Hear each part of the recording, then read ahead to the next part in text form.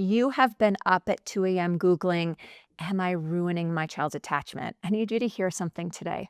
Almost everything the internet has told you about secure attachment is either incomplete or flat out wrong. And the version of secure attachment that you've been chasing, the one where you're endlessly patient, always available, and never raising your voice, never getting it wrong, that version doesn't build security, it builds performance, and your child can feel the difference. In the next few minutes, I'm going to break down what secure attachment actually is, the 5 myths that are making you more anxious instead of more connected, and the one practice that builds real security between you and your kiddo, even on the days you feel like you are completely failing. So you're trying really hard to get it right. You read all the books, you followed all those parenting accounts, you know the phrase secure attachment, and it sounds like the most important thing you could ever give your child. But instead of making you feel confident, all of that information, it's making you feel more afraid. Every meltdown, every rough morning, every time you lose your patience, there's a voice in your head asking, did I just damage my child? I'm Kate Kripke. I'm a maternal mental health specialist.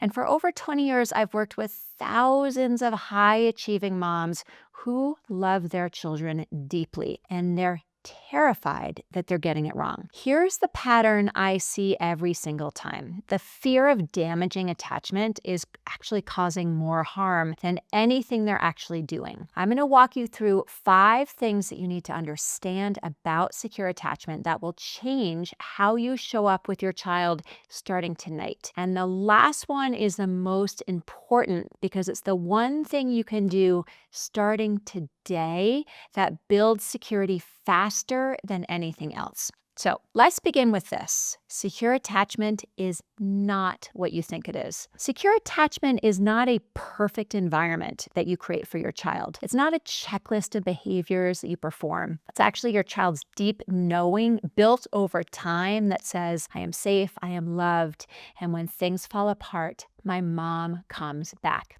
And that's it. It's not about how much time you spend together, truly. And it's not about whether you breastfeed or bottle feed. I promise. And it's not about whether your child cried at daycare drop-off. Thank goodness. It's about one pattern that your child experiences over and over. I fell apart. Someone met me there. I came back together. Here's what no one is telling you. Disconnection is not the enemy of secure attachment. It's actually part of how it's built. I've worked with stay-at-home moms who were with their children 24/7 and their kids were anxious and clingy. And I've worked with working moms who saw their children for only 1 or 2 hours a day and their kids were confident and secure. The difference was never about quality of time. It was about whether the child experienced the pattern of rupture and repair, connection, disconnection, reconnection. That cycle repeated hundreds of times is what tells a child's nervous system, I'm safe here. Think of secure attachment like a muscle. You don't build a muscle by keeping it still and protected, right? You build it through stress and recovery, tension and then release, challenge and then repair. Your child's sense of security works the same way. It's not built in the easy moments. It's actually built in the recovery from the hard ones. So if you've been measuring your mothering by how few hard moments you have been tracking the wrong thing. The question isn't, did we have a rupture today? The question is, did we repair? But if the disconnection is normal and repair is what matters, why does every parenting account make you feel like you're supposed to be perfect? Well, because they're selling you myths. And these myths are making your anxiety worse and not better. So let's talk about this huge myth first. The myth that you need to be calm all the time. This is the myth that does the most damage to the moms I work with. The idea that secure attachment requires you to be regulated, patient, and emotionally available at all times. That if you raise your voice, lose your patience, or have a bad day, you've somehow failed your child. Here's the truth. Your child does not need a perfect mother. Your child needs a real one who sometimes gets overwhelmed, sometimes gets it wrong, and then comes back. That is the model. Perfection is not the goal. Return is. Performing calmness is not the same as being regulated, and your child knows the difference. I see this constantly with high achieving moms. They have read all the scripts. They know what they're supposed to say when their child melts down. So they perform calmness while their entire body is tense. Their jaws clenched, their nervous system is screaming. They say all the right words in a very measured tone while everything inside them is on fire. And their child doesn't settle. Why? Because children don't read your words. They read your nervous system. They can feel the difference between a mom who is genuinely steady and a mom who is white knuckling through performance. So imagine for a moment that you're scared on an airplane during turbulence. The person next to you says everything's fine, but they're like gripping the armrest. Their eyes are wide and their breathing is shallow. I mean, do you feel reassured? No, you definitely do not feel reassured because their body is telling you the opposite of their words. And that's what it's like for your child when you perform calm but aren't actually regulated.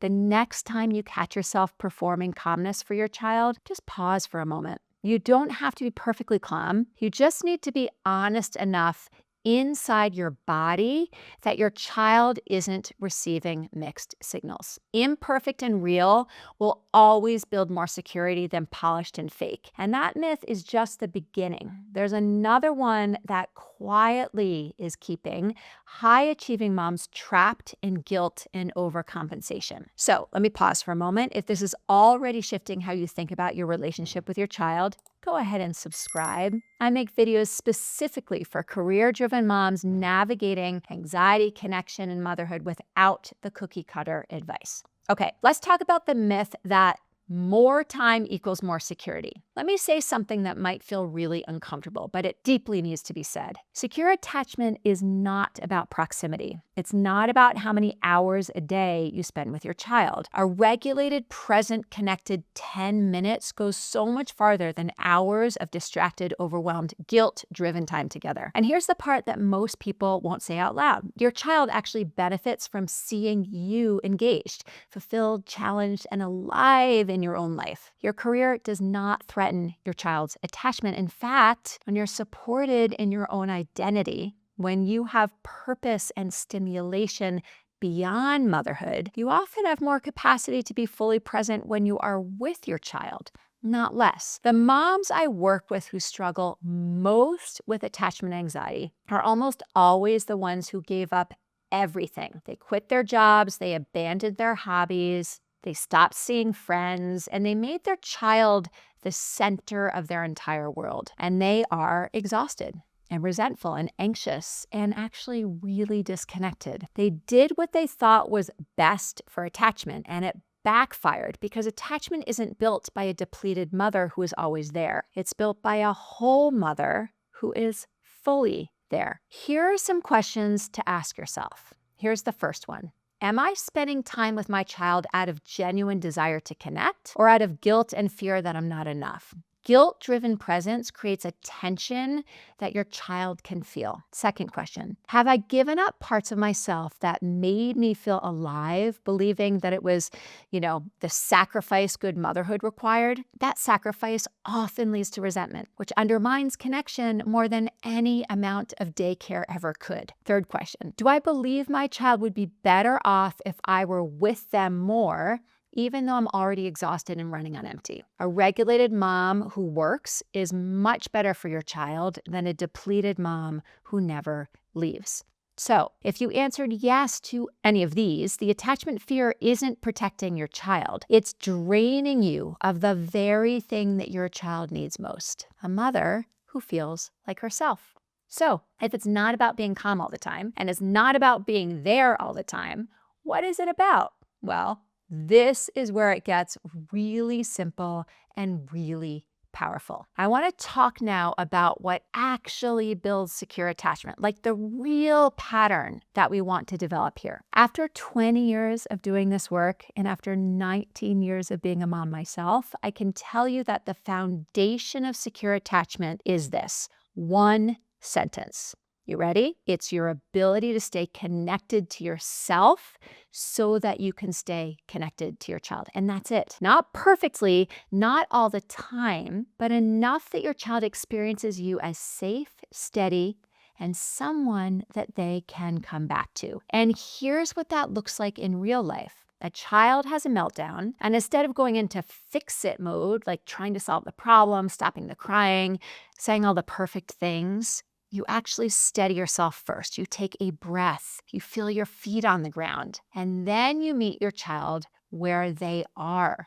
Not with a solution. I know that's hard, but not with a solution, just with presence. Because what your child is really asking in the moment isn't, how do I fix this? Their nervous system is asking, am I safe right now? And they get that answer through you, through your body, through your tone, through your state. This is co-regulation. And your child borrows your nervous system to learn how to handle their own big emotions. Here are some things that I want you to stop doing.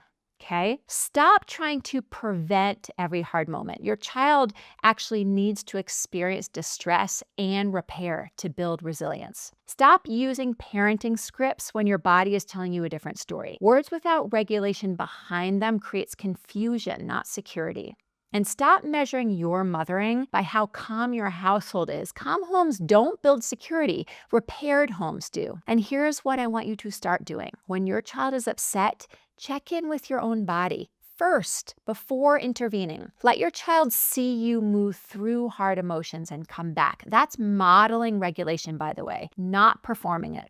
And after any ruptures, no matter how small, come back and reconnect. A simple, that was hard. I am sorry I raised my voice. I'm here now. Just that is enough. The shift I watch happen with my clients is so remarkable. They stop trying to be the perfect mom and they start being a real, present, repairing mom. And almost immediately, their children become calmer, less clingy, and more resilient. Not because the mom got it right every time, but because the child finally got the message. Even when things go wrong, we find each other again. And this brings us to the most important part, because knowing this is one thing, but there's one practice you can do tonight, taking action with this, that puts all of this into motion, into action. And this, my friends, is the repair practice. Repair is the single most powerful attachment building tool that you have. And most moms have never been taught how to do it and how to do it well. So here's why this works. At the root cause level, every time you repair with your child after a hard moment, two things happen. Your child's nervous system gets the message. When things break, they get fixed. I am safe even when it's hard. And your nervous system gets the message. I can get it wrong and come back. I don't have to be perfect to be a good mother. Repair heals the child's attachment and the mother's anxiety at the same time. It's not a Band-Aid. It's the actual mechanism that builds security. Think of your relationship with your kiddo like a rope. Every hard moment, every rupture, every time you lose your patience, a small tear appears. Most moms stare at the tear with panic. They think the rope is ruined, but repair is how you fix the rope, how you tie it back together. And here's the part no one tells you. A repaired rope is actually stronger at the knot than it was before the tear. So every repair makes the bond between you and your child more resilient, not less. Okay, so here's the 3-step repair practice. Do this tonight. Think of one moment from today or this week where you got something wrong. You maybe raised your voice, or you were distracted, or you lost your patience. You weren't the mom you wanted to be. It doesn't have to be dramatic. Small ruptures count. Okay, first, name what happened. Like out loud. And this is only going to take you about 10 seconds. Get on your child's level, even if they're a teeny tiny baby, and look at them. Say out loud something simple and honest. Earlier today, when whatever the specific moment was, that was really hard. I raised my voice. I wasn't listening. I got frustrated. I was distracted. Whatever it is, no over-explaining, no long apology, just name it. Next, take ownership without shame. And again, 10 seconds maybe. That wasn't you, you're going to say. That was me having a hard moment. You didn't do anything wrong. And this is critical. Your child needs to hear that the rupture wasn't their fault. And this one sentence prevents them from internalizing, I caused this, or I'm bad. Next, you get to reconnect. Stay here as long as it takes. I'm going to say something like, I love you. I'm right here. We're okay. Then other physical connection if your child wants it. Maybe a hug, a hand on their back, sitting close. You want to let them lead here. Some kiddos will melt into you.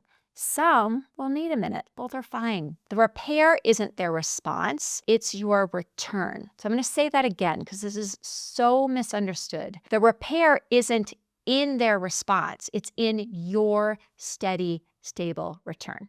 Okay? So here's what this builds over time. Your child learns when things go wrong, someone comes back. That is the foundation of secure attachment. Your child learns big emotions don't destroy relationships.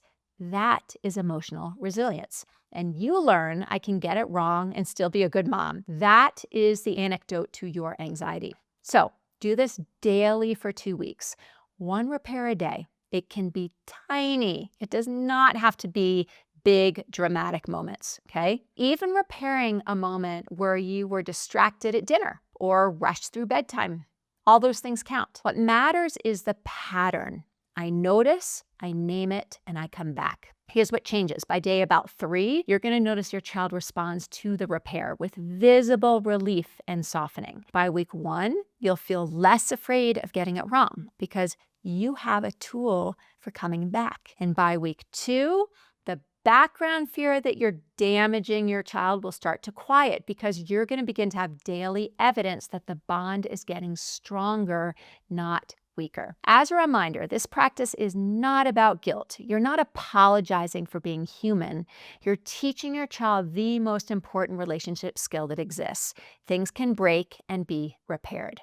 That is not failure. That is how real, lasting security is built. You were never supposed to be the perfect mother. That was never the assignment. The assignment is to be a real one who gets it wrong sometimes and comes back, one who lets her child see that hard emotions don't end relationships, they deepen them. That's what secure attachment actually is. It's not perfection. It's just return.